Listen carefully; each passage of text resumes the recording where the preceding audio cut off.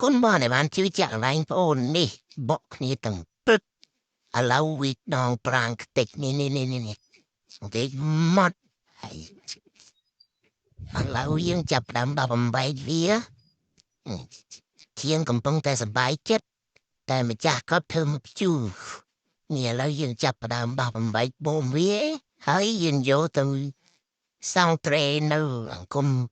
ចាំបូមនេះចាប់ដើមដកកវាចេញហើយដកកប៊ីអាប់យ៉ាងញ៉ែនយ៉ាងហើយដល់ទេតមកយើងយកមកលេតវាដើម្បីដោះស្លាប់កវាដល់អត់ចេញជាងក៏បានយកជ្រូចទឹកម្សៅវាឲ្យវាសើមហើយជារំពងវាមួយលំហឹងដៃទៅហើយវារៀងធូរជាងមុន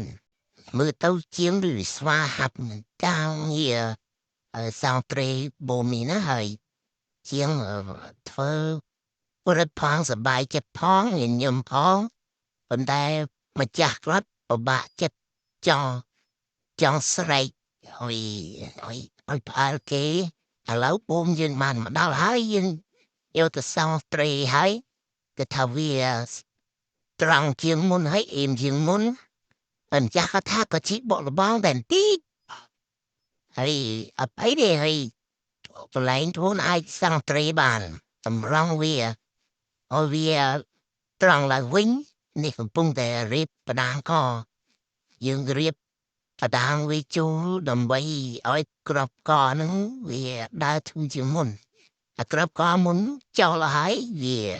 ដោះមកស្រួតប្រេងហូតធ្លាក់មកលឹកអត់ឥឡូវយើងដូរនេះដាក់បដាងជូនគាត់ថ្មី